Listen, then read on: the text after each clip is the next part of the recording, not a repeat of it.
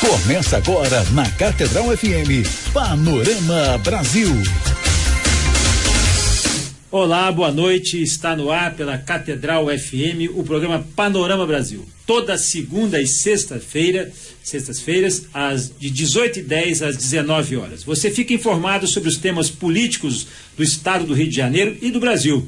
A nossa visão sobre os assuntos que influenciam nossa vida e o nosso futuro. A cada segunda, um apresentador traz um tema e convidados diferentes. Contamos também com a sua participação. Você vai ligar para cá, para o programa Panorama Brasil, para a Catedral FM, no telefone 3231-3560. Repetindo, anota aí, 3231-3560. E o nosso tema de hoje, quem está falando aqui é deputado federal Hugo Leal, que está apresentando hoje o Panorama Brasil, e o nosso tema é segurança pública. Violência, criminalidade.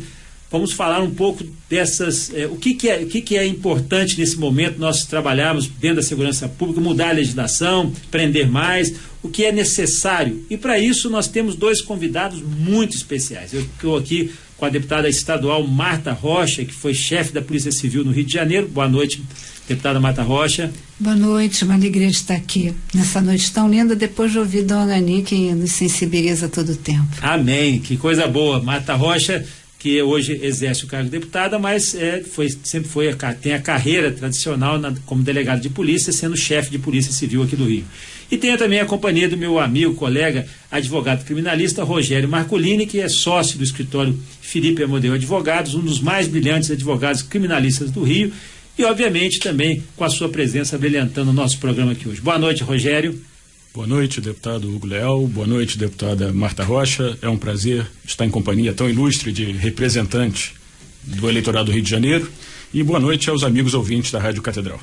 Muito bem, Rogério. Rogério parece que até tem voz de locutor. Acho que ele já trabalhou como locutor. E um abraço também especial para o meu amigo Silvio Júnior, que está lá no comando. Qualquer coisa você me avisa aqui, hein, Silvio? Um abraço para você. Feliz em te ver.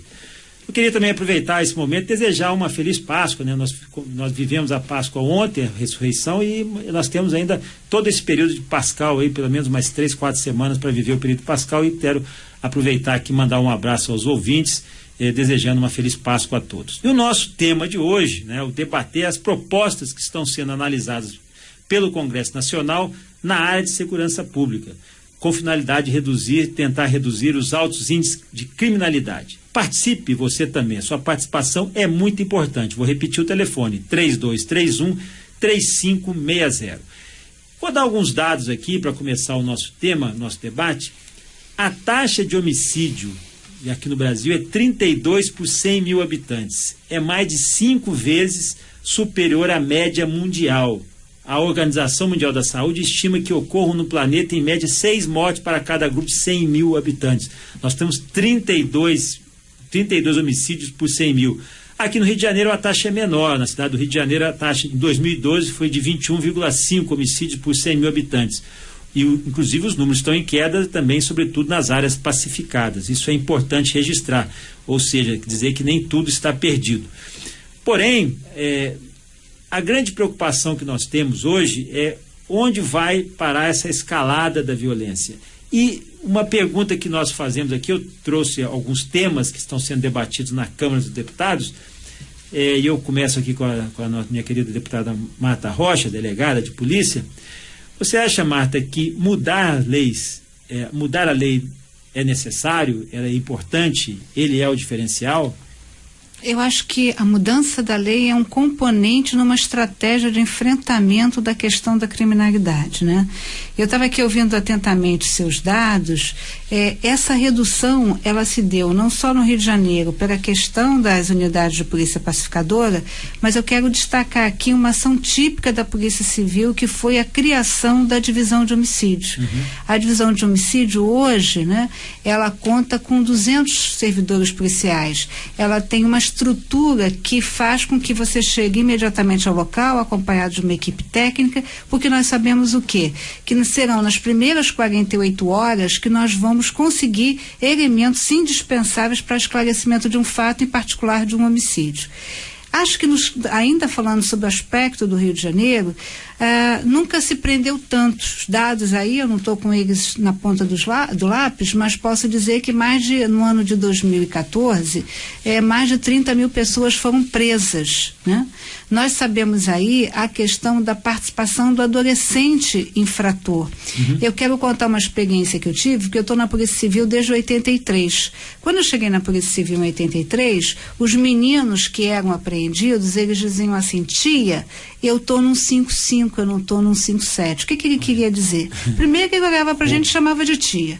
Segundo, ele dizia: olha, eu dei um empurrão na velhinha e levei a carteira dela. Eu não estou com uma arma de fogo, eu não estou praticando um crime de violência, né, contra a pessoa. Hoje, esses jovens, eles não chamam a gente mais de tia, né? E muito menos estão apenas no roubo. Eles hoje migraram para o tráfico de drogas, né?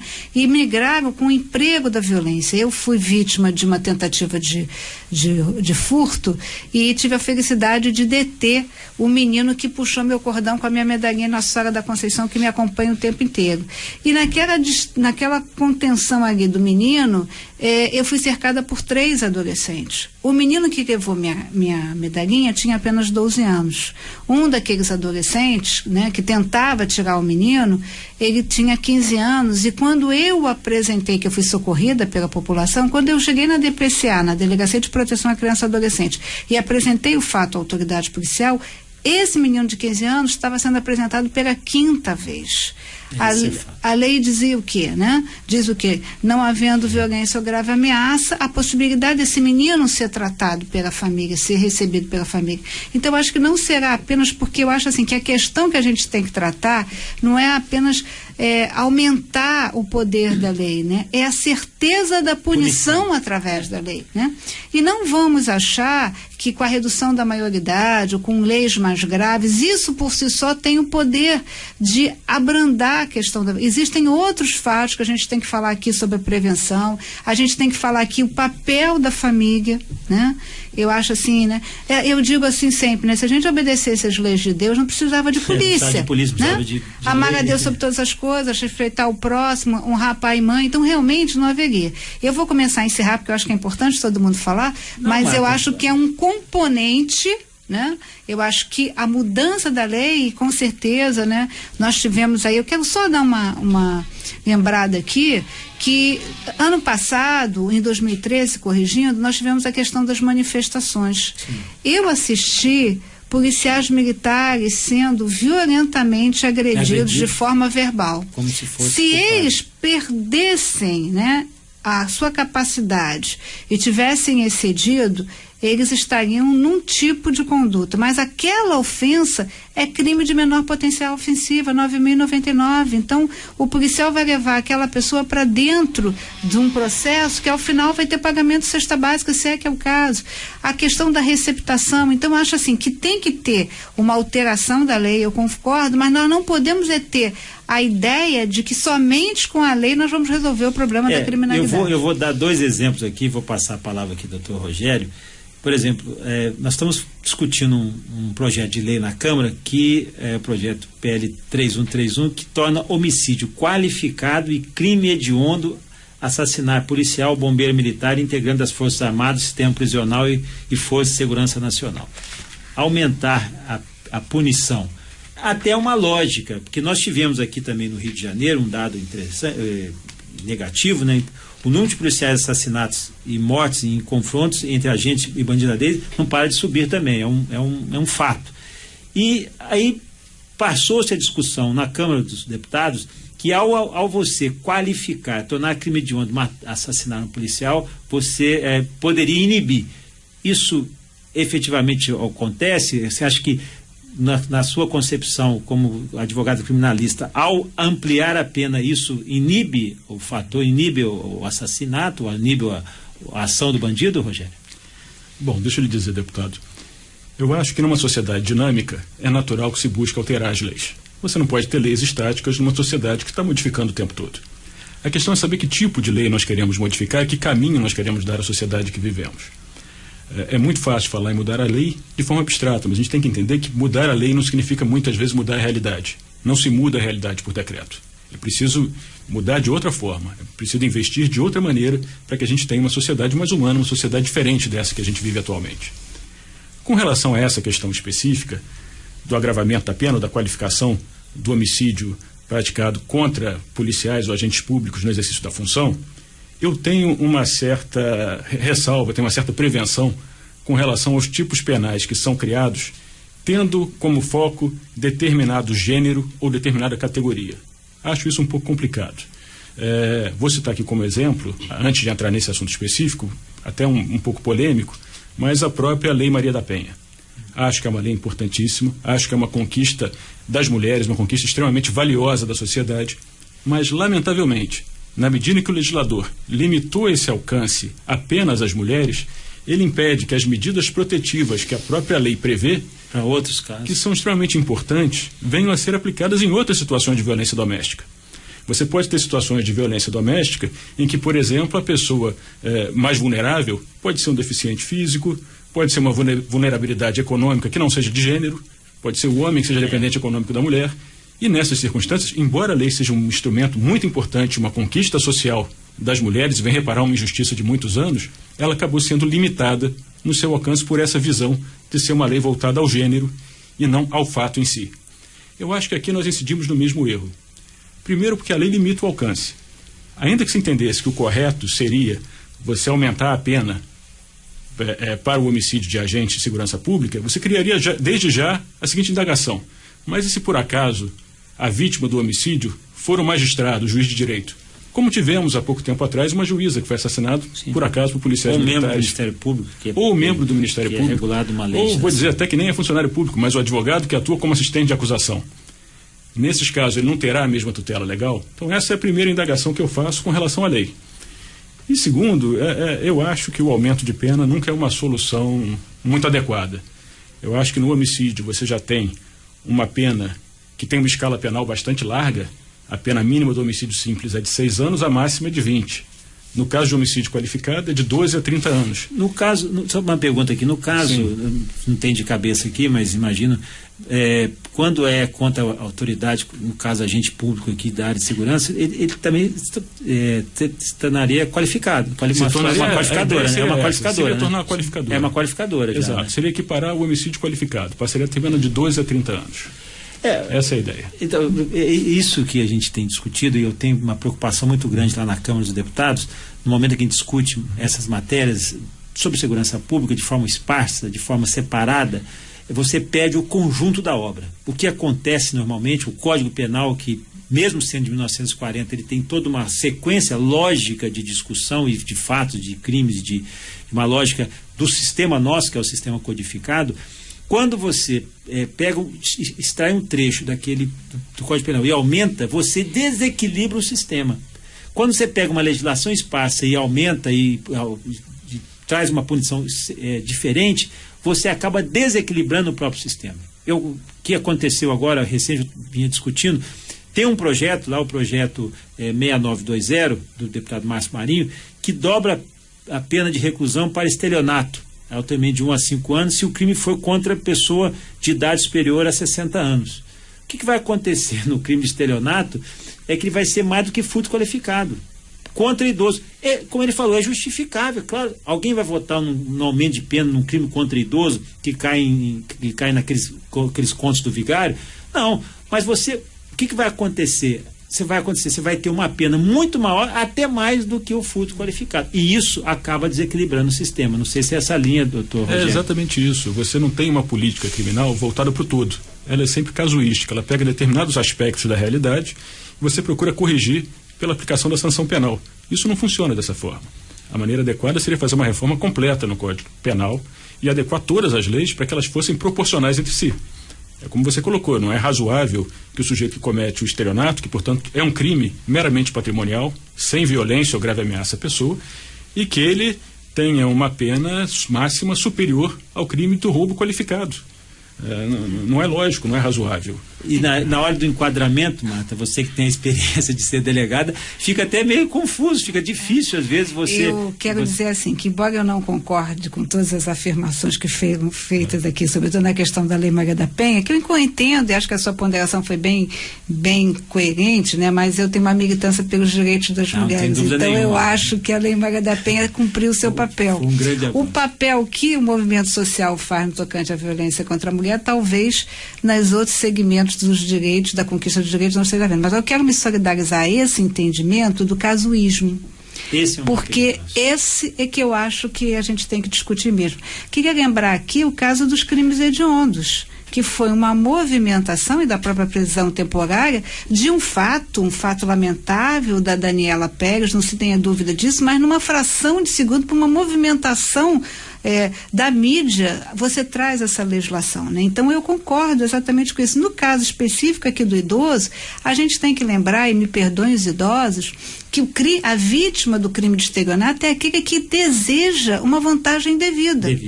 Porque quem vai, se alguém chegar perto de mim ou de qualquer uma das pessoas que estão aqui e dizer assim, olha, você troca um bilhete que vale 10, mas eu te dou 5 e você não tem, então você tem um invadido. Então você tem que pensar a questão do idoso. Esse idoso é vítima disso porque ele sofre um abandono familiar, né? Esse idoso é vítima desse tipo de crime porque, na verdade, a gente hoje sabe que 1/3 da população brasileira sobrevive com o dinheiro do idoso, né? Então, eu quero me solidarizar exatamente nesse entendimento. Acho que o que falta é uma estrutura orgânica da lei penal, né? É isso. E aí a gente vai fazendo arremedos, né? Antes de falar do aumento da pena, eu acho que a gente tem que falar que todo crime que tenha a morte de agente público deveria ser imediatamente investigado e solucionado. É a melhor resposta que o Estado pode dar. Marta, vou repetir aqui, a gente vai entrar no nosso intervalo, mas vou repetir aqui aquela frase que você falou, mais importante do que a lei é a impunidade. Se a pessoa tem a sensação da impunidade, vira uma festa. E eu quero falar desse tema impunidade, que as pessoas às vezes confundem, porque às vezes a pessoa vai exercer o seu direito lá dentro do que prevê o Código de Processo Penal e fala, não, eu prendeu de manhã e soltou de noite. Tem vários outros temas que nos preocupam dessa linha. Então esse é um tema que a gente vai discutir no segundo bloco e falar um pouco de taxa de elucidação de crimes, que eu acho também que é isso que acaba nos interessando. Então nós vamos para um rapidíssimo intervalo, daqui a pouco a gente volta com mais programa Panorama Brasil. Você está ouvindo Panorama Brasil. Estamos de volta com o programa Panorama Brasil, falando sobre segurança pública, falando sobre criminalidade, violência, com a deputada e delegada Marta Rocha e com o doutor Rogério Marculini, advogado criminalista. Você, nosso ouvinte, pode participar, 3231-3560, 3231-3560. Fale também, dê a sua opinião sobre a questão da criminalidade, sobre o que você vê, como é que você vê a violência, como é que nós temos que trabalhar para a redução dessa violência, o que é necessário mudar, na sua opinião. É muito importante a sua participação. E no nosso intervalo aqui, nós estamos falando sobre, eu disse sobre 2 temas aqui que eu acho que são importantes. Um deles, eu queria trazer um dado que no primeiro trimestre de 2014, por exemplo, apenas 14% das letalidades, ou seja, das mortes violentas, homicídio doloso, homicídio praticado por policiais, roubo seguido de morte, lesão corporal seguida de morte, foram concluídas com êxito. Ou seja, 81% das investigações ficaram sem definição. Delegada Marta Rocha, esse é um outro tema que a gente, a senhora tocou isso no início do programa, muito difícil, né? Como é a questão da taxa de elucidação desses crimes com letalidade, dos homicídios, né? O que nós podemos falar para o nosso ouvinte aqui? O que é necessário? Aí não é mudança de legislação, e sim talvez melhor aparelhamento da polícia.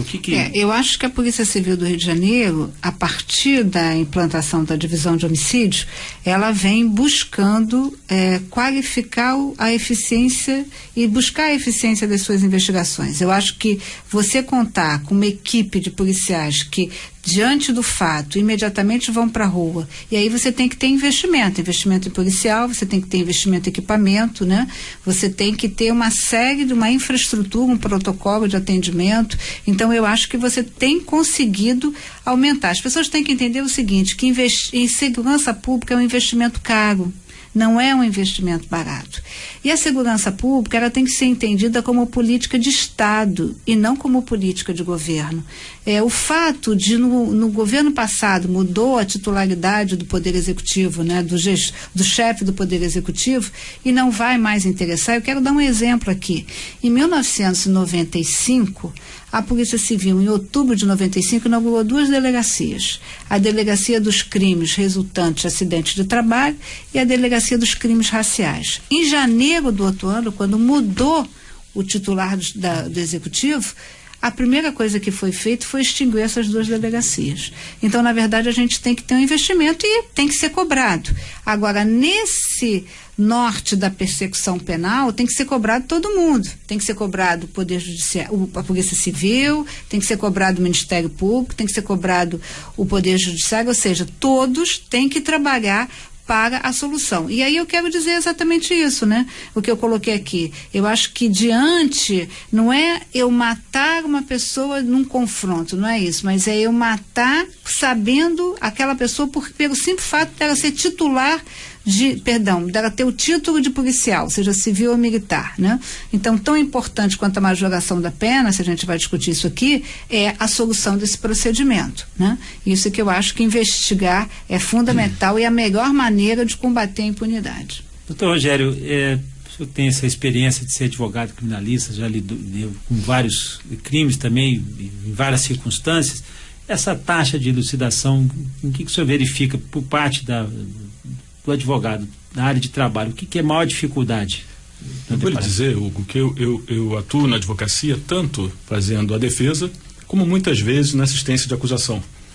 E principalmente quando a gente atua na assistência de acusação é que a gente se depara de uma forma mais dramática com essa baixa taxa de elucidação de crimes. E isso eu falo que a gente se depara com essa taxa, com essa dramaticidade, porque como advogado eu sou testemunha do empenho e do esforço da polícia em buscar investigar. Mas, como disse a deputada Marta Rocha, a questão de buscar melhorar esse índice é uma questão de opção de política pública. É necessário, efetivamente, investimento. Eu sei que é complicado, porque nós vivemos num país de várias carências na área de educação, saúde, transporte, mas a segurança pública também é uma questão extremamente fundamental, de importância fundamental, que merece investimento. Sim. Você precisa qualificar o policial, você precisa dar condições para que ele tenha uma vida digna, você tem que melhorar a remuneração do policial e você tem que principalmente aparelhar a polícia. E quando se fala aparelhar a polícia, não é só armamento, viatura, mas principalmente a área técnica da investigação. Inteligência. A inteligência. Exatamente. É isso que às vezes falta, não por capacidade do policial, mas muitas vezes por falta de material, por falta de investimento para que ele possa investigar de maneira adequada. Rogério, você tocou num assunto aí que a Marta também trouxe aqui para nossos ouvintes. O que na realidade acontece, vamos fazer comparação de alguns sistemas. A área de saúde pública, ela tem cada um definindo a sua atividade, né? Você tem a atividade primária, que é do município, você tem a atividade intermediária, que o Estado tem os hospitais, você tem o governo federal também nessa responsabilização. O governo federal aporta recursos, cobra, faz toda uma área de convênios, na área de saúde. Na área de educação a mesma coisa, o ensino fundamental, o ensino médio, o governo federal faz esse aprimoramento, esse monitoramento. Quando chega na área de segurança pública, é quase que zero. Agora eu falo dos últimos 4, 5 anos, que o Ministério da Justiça passou efetivamente a fazer parte do complexo de segurança pública, de interagir, de falar, de colocar recursos, disponibilizar, preparar. Porque na realidade não existia. O governo federal, aí eu falo isso de público aqui, falo conhecendo a realidade lá, às vezes se omitiu muito na área de segurança pública. E segurança pública tem que haver integração. Não houver integração, não existe solução. Eu costumo dizer, se o crime é organizado, infelizmente porque a segurança pública no contexto maior é desorganizada. Desorganizada porque eu falo, a Marta vem aqui e investiga um crime, está investigando um crime aqui no Rio de Janeiro. Se o indivíduo vai para o estado do Espírito Santo, acabou, ela não pode mais fazer nada, porque a Polícia Civil. São lógicas que não tem lógica. É isso que eu acho que é o que mais importuna a população. Então, essa é uma situação bastante delicada que a gente tem que falar. Nós estamos discutindo lá também federalizar alguns crimes, por exemplo, o crime de milícia e grupo de extermínio. Federalizar para passar para um outro tipo de investigação, ampliar Porque hoje o crime não obedece fronteira. O que obedece fronteira, obedece limite, é a polícia, é a jurisdição. Isso é muito ruim. Eu sei como é que a Marta pensa nisso. Eu concordo com você. Eu quero também dizer o seguinte, né? Eu acompanhei muito de perto a participação da Secretaria Nacional de Segurança Pública, né? Que ao longo desses últimos anos, efetivamente, eu acho que o processo de pacificação fez essa reunião de atores, dos atores do nível do estadual e federal, mas hoje, por exemplo, para mim, o pano de fundo da violência se chama tráfico de drogas. E de armas. Né? Tráfico de drogas, porque nesse país, em particular na cidade do Rio de Janeiro, no estado do Rio de Janeiro, a questão da arma é muito presente, né? Essa coisa, outro dia o secretário José Mariano Beltrame teve uma fala que eu concordo, que o inimigo deixou de ser a droga, o inimigo passou a ser a arma, né? E quando a gente falar de tráfico de drogas, não vamos achar que apenas com a atuação da Polícia Civil há que ter uma coisa muito maior, porque essa droga, o Rio de Janeiro não refina cocaína, né? Exatamente, então você tem que nem ver, nem fabrica arma. Então você tem que ver, então precisa efetivamente de uma exatamente, né, de uma grande rede. Eu acho que a gente devia aprender com o movimento de mulheres. As mulheres conseguiram criar essa rede de proteção. Então, o atendimento à mulher não é apenas na delegacia, ela vai para a saúde, ela vai para a parte de direito da própria assistência judiciária, né? Então, eu acho que a gente tem que ter essa visão e achar que não será apenas aqui, com a nossa atividade e eficiência, que a gente vai conseguir enfrentar a magnitude desse fenômeno, né? Eu que sou policial, quero te dizer que tenho a maior dificuldade de discutir, né, essa questão de ser crime ou não o uso do entorpecente, estou passando a refletir sobre isso, porque de um lado eu estou vendo que existe um comércio, um produto. E ao lado tem alguém que quer comprar, do outro lado tem alguém que quer vender. Então eu mesmo, enquanto policial, estou me obrigando a fazer uma reflexão se não seria um caminho a ser adotado, né? Eu tenho essa dificuldade de aceitar, mas estou até me levando a essa reflexão. Como diz o ditado, onde há vontade há um caminho, não é isso? Sim, isso, sem dúvida. Então, eu fico muito impressionado com esse tema aqui, agora conseguiram localizar aqui os ouvintes, a quantidade de ouvintes que tem participado aqui, eu não estou conseguindo, mas vou dar um exemplo aqui da nossa Maria dos Anjos Cipriano, que ela lá de Parada de Lucas. Ela gostaria de saber, e gostaria que a mesa comentasse, sobre a emenda que fala sobre o auto de resistência e qual deveria ser a posição dos deputados com relação a isso. É aquilo que a gente falou do crime contra o policial. Na discussão que estava fazendo do aumento de pena por crime contra o policial, colocou-se também o tema seguinte: no caso dele ser o agente passivo, né, dele ser assassinado, ou dele assassinar. A própria legislação dava essa, mas não preferiu que o auto de resistência não constasse. O auto de resistência, para quem não sabe, para o nosso ouvinte que não sabe, é no caso quando o policial faz a abordagem e o agente, a pessoa reage ou resiste e ele acaba matando, acaba lesionando aquele indivíduo. Então, tem uma discussão, e é muito tênue isso, né? Eu vejo que essa questão do auto-resistência ainda tem resistência nessa circunstância, principalmente do caso do policial. Não sei se a Marta tem essa mesma linha. Não, eu concordo com você. Eu quero dizer que durante a minha passagem pela Polícia Civil, nós fizemos uma portaria, e quero lembrar aqui a importância da Polícia Técnica, né? Nós fizemos uma portaria determinando várias providências a serem tomadas, dentre elas a apreensão da arma do policial, seja civil ou militar, para o confronto balístico, né? Quero lembrar aqui o caso do menino Juan, que foi uma ação da Polícia Civil que identificou essa questão, né? Então eu acho que a gente tem que eu tenho muita tranquilidade de refletir sobre os assuntos inerentes à atividade policial. Eu acho que a gente eu sou aliada ao fato de ser policial, eu sou uma militante dos direitos humanos.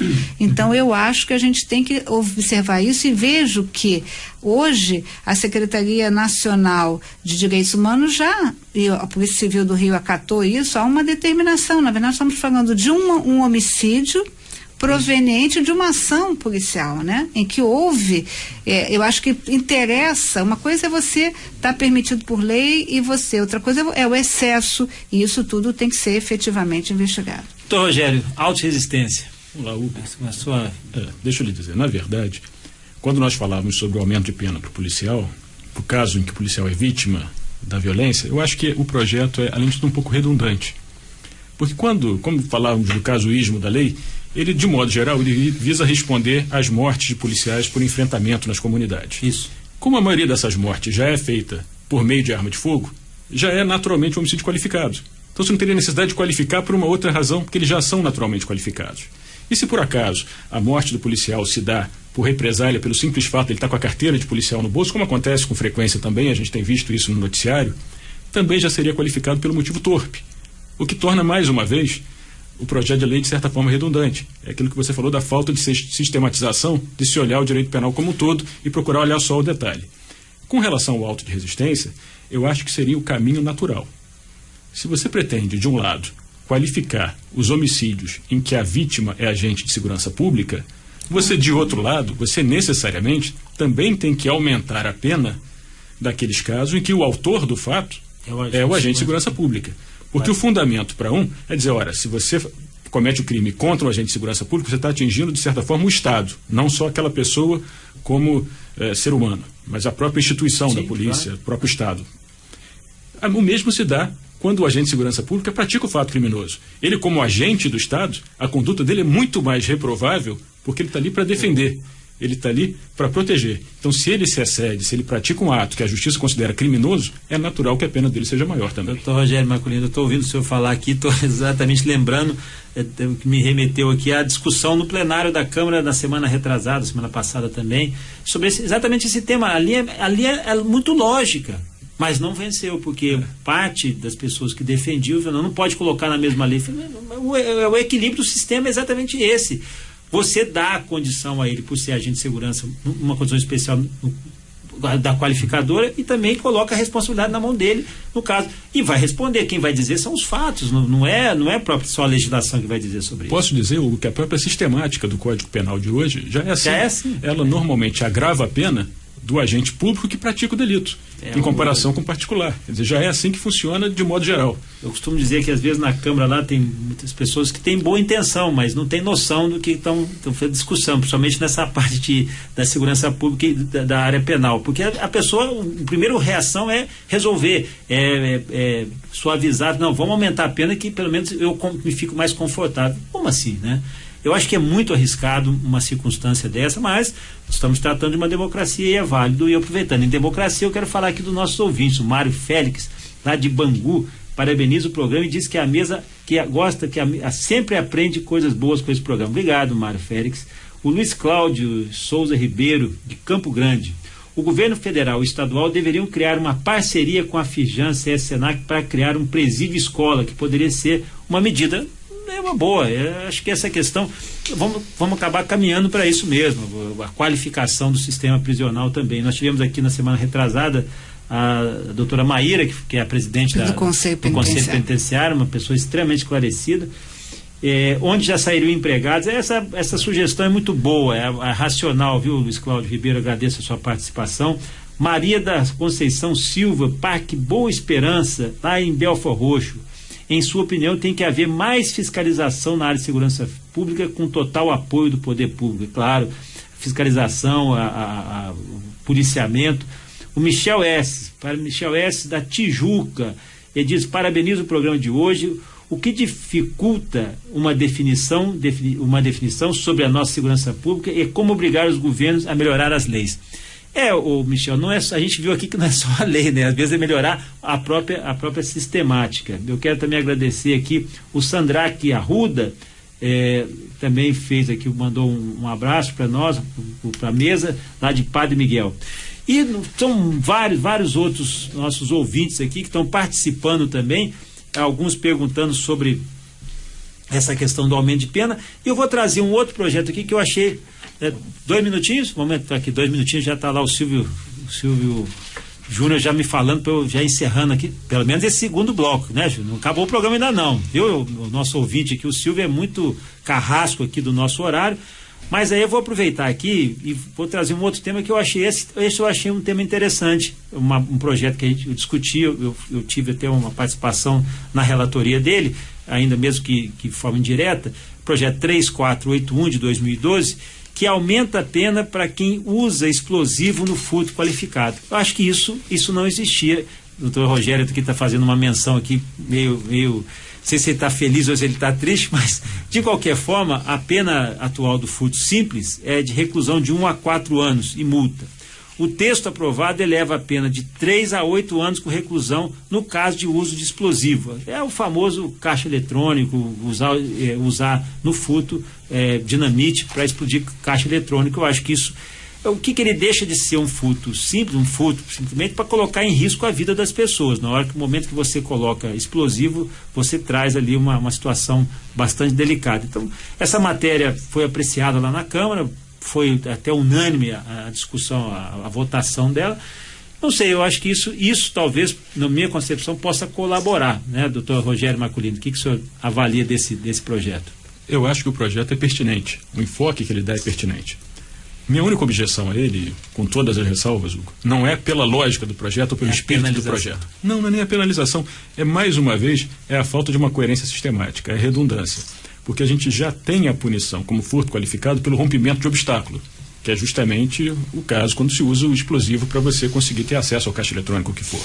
E ainda existe o crime de explosão, que é um crime de exposição a perigo. A gente discutiu lá na que já tem uma pena autônoma. Na verdade, se você conjugar os dois crimes, o de furto qualificado pelo rompimento de obstáculo, mais o crime de explosão em concurso formal, você terá uma pena talvez superior ao que o próprio projeto pretende fazer. Você veja como é que a coisa é complexa. Eu estou dizendo isso porque a gente vai ouvir a opinião da deputada Marta Rocha, mas esse é um típico tema que lá foi fácil, porque as pessoas entendem, né? Mas claro, você veja que já existe até a adaptação, já existe até essa própria possibilidade de enquadramento.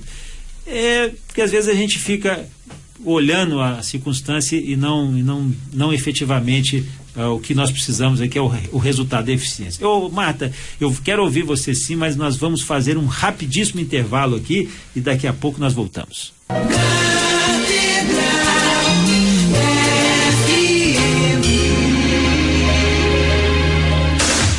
Você está ouvindo Panorama Brasil. Estamos de volta aqui com o programa Panorama Brasil, com a deputada estadual Marta Rocha, delegada de polícia, e doutor Rogério Marcolini, advogado criminalista.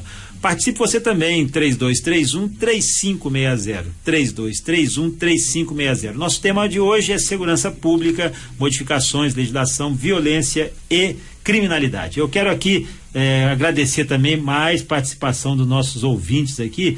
Nós temos aqui o nosso ouvinte de Astor Vieira Ramos, de Oswaldo Cruz.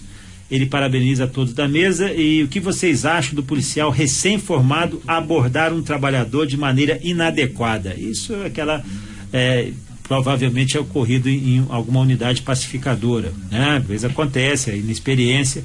Isaac Pessoa Arruda, olha, ele está dizendo aqui, está fazendo uma denúncia, padre Miguel, ele disse que foi agredido e roubado por um homem que acabou de se tornar um PM, por isso a criminalidade não acaba. Olha, Isaac, precisa ter essa informação até mesmo para a corregedoria, para a gente saber qual é a realidade, se ele é um policial militar, não só por crime da delegacia, mas a gente tem que investigar para ver se ele efetivamente está respondendo por crime na própria corporação.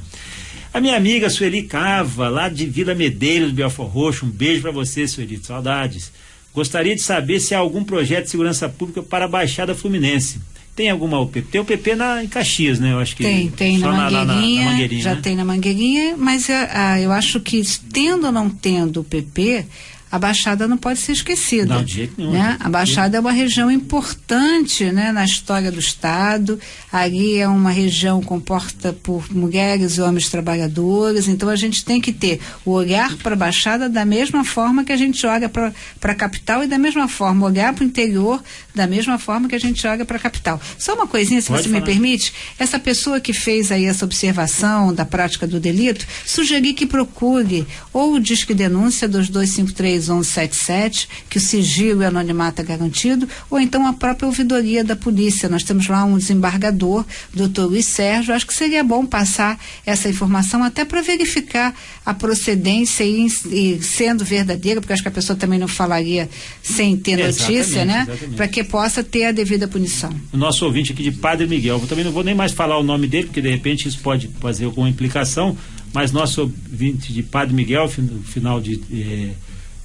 também não deixou o telefone, siga o conselho aqui da doutora Marta Rocha, ligar para o Disque Denúncia e também para a ouvidoria da polícia. Isso também é importante. Nós temos aqui mais uma participação também do nosso ouvinte, Crisélia Félix, do Andaraí. Ela é contra a pacificação nas comunidades, pois não há policiamento regular nos bairros. Olha aí, uma opinião, né, na nossa Crisélia. Olha, Crisélia, eu não sei, eu acho que dá para conviver nas duas circunstâncias. As UPPs, a pacificação também é um processo importante, já deu resultados. E a questão do policiamento regular nos bairros, ele vai ter que conviver exatamente, somente lembrando que naquela região recentemente foi criada inclusive uma unidade de polícia de proximidade exatamente no Grajaú, que vai pegar Grajaú, Andaraí. Eu acho que valeria a pena procurar a polícia militar, participar das reuniões do Conselho Comunitário de Segurança Pública para passar essas informações e reclamar. Acho que a população tem que reclamar quando tiver o mau atendimento na delegacia ou a ausência de patrulhamento. Viu, Crisélia? Quem está falando aqui é a deputada Marta Rocha, que foi chefe de Polícia Civil aqui do Rio de Janeiro, conhece muito bem da área de segurança. E eu queria ouvir também o doutor Rogério Marcolini. Você acha que a pacificação inviabiliza o policiamento regular dos bairros? Qual a sua opinião? Acho que não, acho que devem conviver. E acho que muitos bairros do Rio são vítimas ocasionais da violência. Entretanto, as comunidades que hoje têm as unidades de polícia pacificadora eram vítimas cotidianas, diárias da violência praticadas naquelas comunidades. Então, eu acho que é um problema muito mais crônico, muito mais endêmico, que merece o enfrentamento da polícia e da sociedade, que é justamente trazer para essas comunidades a dignidade de não ficarem reféns de tráfico, não ficarem reféns da milícia. Essas comunidades é que são vítimas cotidianas da violência. Os bairros também sofrem violências, mas é uma coisa ocasional, é uma coisa pontual. Não é essa violência diária que os moradores das comunidades sofrem no dia a dia. Só complementar, né, que eu acho que a política pública ela acaba olhando para essa comunidade também com um olhar, não sei se preconceito é a palavra correta, mas eu vou dar um exemplo aqui. Duas Barras é uma cidade do interior que talvez tenha 25 mil habitantes. A comunidade da Rocinha tem mais de 100 mil e não tinha delegacia. Né? A cidade do nosso governador Piraí, segundo ele, tem 25 mil habitantes. O Alemão tem mais de 120 mil pessoas e não tinha uma delegacia. Então, levar para essas comunidades também, né, a cidadania, a possibilidade de eles terem uma delegacia, fazerem registro, eu acho que também é uma forma de complementar o processo de pacificação. Olha, aqui tem uma pergunta aqui, uma provocação para o nosso Rogério Marcolini. Marcos Rogério do Barreto. Ele diz o seguinte: o problema é que a pena não é cumprida na íntegra, existe sempre recurso. Não por acaso o advogado criminalista ganha bem, é a indústria do recurso. Viu, doutor Rogério Marcolini? Esse é um tema que nós estamos debatendo aqui na questão da eficácia, da execução da pena. Né? O doutor Rogério Marcolini tem experiência nisso, é óbvio que ele sabe muito bem, o advogado consciente. Na realidade, às vezes do processo mal feito, ou às vezes o que existe as próprias garantias que o Código de Processo já estabelece. Faça a sua defesa, doutor Rogério. Eu tenho para dizer, o meu quase xará, porque ele é Marcos Rogério, não é isso? Marcos Rogério. Então, Marcos Rogério, na verdade, o exercício dos recursos, a legislação penal, ela é feita não tendo em vista o culpado, mas tendo em vista o inocente. Sim, claro. Então toda a cadeia recursal, toda a possibilidade que você tem de rediscutir prova, rediscutir decisões, ela visa justamente evitar que uma injustiça maior seja feita, que o inocente seja remetido à cadeia. Então eu acho que é muito simplista a proposta de diminuir recursos ou abreviar a possibilidade do exercício da defesa em busca de maior efetividade do cumprimento da pena. Acho que uma coisa não tem relação com a outra. Acho que você esgota todos os recursos se ao final ficar efetivamente comprovada a culpa, o que se precisa é que essa pena seja efetivamente cumprida. O que falta no Brasil é isso, é a efetividade do cumprimento das sentenças. Não um excesso de recursos ou uma leniência excessiva com a defesa. Eu acho que a defesa tem que se exercer em sua plenitude, é uma garantia cidadã de todos os cidadãos, sejam eles culpados ou inocentes. Muito bem, eu acho que essa é a linha que divide um pouco a questão do direito da pessoa, né, do direito da inocência, que chama presunção de inocência. O nosso direito penal estabelece isso, a presunção de inocência. E esse dia nós estávamos discutindo também na Comissão de Segurança Pública a possibilidade da utilização de imagens para estabelecer o flagrante. É interessante que, mesmo que você tenha filmado o indivíduo, esteja lá roubando, fazendo, você não estabelece flagrante com aquilo. Você tem que estabelecer ali como prova. Então, a discussão era se as imagens produzidas de um crime que foi filmado, pode ser também servido como flagrante. Você tem o flagrante do momento. Você só não tem a situação de flagrante. Exatamente, não tem a situação de flagrante. Essa é uma questão interessante, essa é uma proposta que realmente merece uma discussão. E a gente hoje tem que olhar, né, que há um tempo, né, uma medida que tem que ter um início, um início de uma diligência. Então agora, acho que a gente poderia usar da mesma forma, né, que eu acho assim que, não sei como é que o doutor Rogério pensa isso, mas a questão da necessidade da presença do autor por exemplo, numa audiência de instrução e julgamento que estão sendo ouvidos testemunhas. Esse preso, isso começou a ser discutido a partir do episódio de Bangu, né? Que a tentativa de resgate de um preso. Então, acho que a gente também tem que começar a discutir, ter ousadia para discutir, para refletir, isso. Né? Eu acho que a palavra é essa mesmo, ousadia para discutir, tendo aí a garantia dos direitos. Eu acho que o princípio a presunção da inocência não pode ser tangenciada, mas sem dúvida nenhuma, acho que tem que ter uma certa ousadia nessas discussões. Principalmente tirar proveito dos recursos tecnológicos que estão à nossa disposição.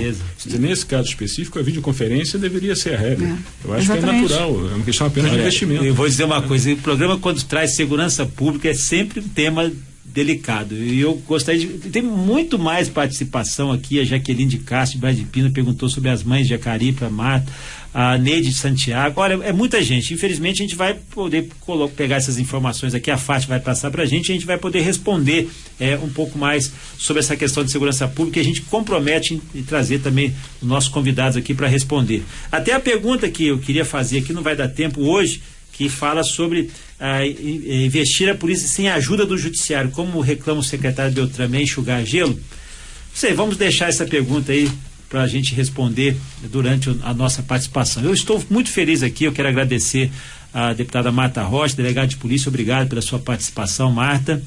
Eu que agradeço, queria deixar disponível aqui lá o e-mail da Alerj, né? Deputada Marta Rocha, @alerj.rj.gov.br, deixar o telefone da Alerj, 2588.000, dizer que nós estamos na presidência da Comissão de Segurança e que temos o maior prazer de responder depois via e-mail as perguntas que forem dirigidas. Muito bom. Doutor Rogério Marculini, quer deixar o seu telefone? Afinal, o senhor ganha bem, mas ganhar um pouquinho mais, não tem problema. É bom, é um excelente advogado, eu nunca precisei. Tá acabando.